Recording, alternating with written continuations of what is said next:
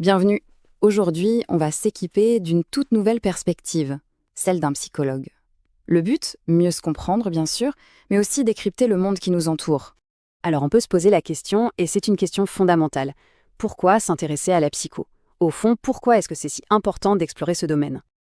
Eh bien, la réponse est en fait assez simple et elle tient en 2 points. D'abord, c'est pour mieux naviguer dans notre propre monde intérieur, vous savez, nos pensées, nos émotions. Et ensuite, c'est pour saisir ce qui motive les gens autour de nous, leurs motivations souvent cachées. C'est vraiment la clé pour comprendre ce qui nous fait agir, nous les humains. Allez, on plonge dans le vif du sujet. On va construire ensemble notre boîte à outils. D'abord, on va regarder les grands schémas de personnalité. Ensuite, on apprendra à décoder tous ces signaux non dits, le langage du corps. Et pour finir, on ira creuser pour trouver les motivations vraiment profondes qui nous animent. C'est parti pour la première partie, les schémas de personnalité de base. On va jeter un œil au cadre qui nous aide à comprendre qui on est. On commence avec un grand classique, un modèle très ancien mais qui parle encore aujourd'hui, les 4 tempéraments.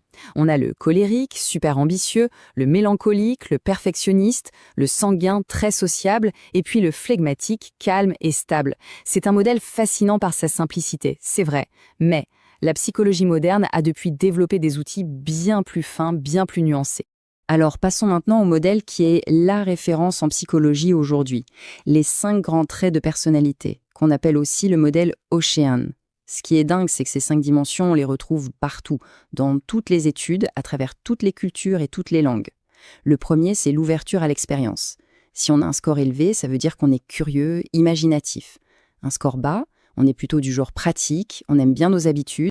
Le deuxième grand trait, c'est la conscienciosité. En gros, c'est notre sens du devoir, notre capacité à planifier.